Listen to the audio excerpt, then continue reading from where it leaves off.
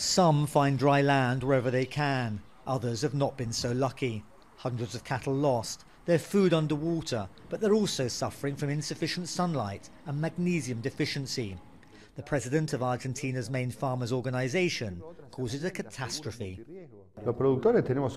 Farmers have a big challenge working with this crazy climate, but we have the responsibility to keep producing, even if the climate obliges us to modify the way we work and adapt what we grow. These gauchos or cowboys have seen flooding before, but not this intense or this frequent. These waters have been here for 7 months, and the rains keep coming. Roads are flooded, schools closed. We know through our colleagues that some children have to walk a long way with rain boots through the countryside. It's difficult to get out. Sometimes they get here, sometimes they can't. Ricardo has lost cattle and sheep. His house is surrounded by water.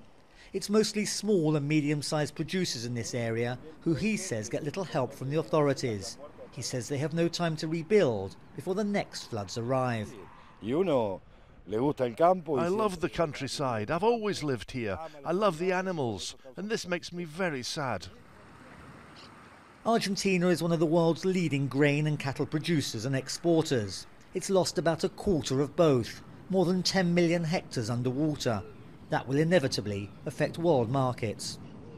The flooding is becoming more frequent, the rains are heavier, the water basin is fuller. It's a battle that never seems to end, and it's being fought on several fronts.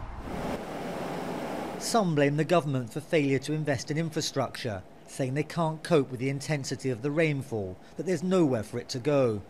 All say the climate has changed and accept that extremes are here to stay. We have to think about developing methods that allow us to store water so we can use it when it's scarce. That will take time. We need information, a national political plan, and obviously resources. This is cattle country. Everyone is connected, everyone is affected, eventually. All watching the forecast, scanning the sky, learning to live and keep producing with flooding. Daniel Schweimler, Jazeera, Rauch, Central Argentina.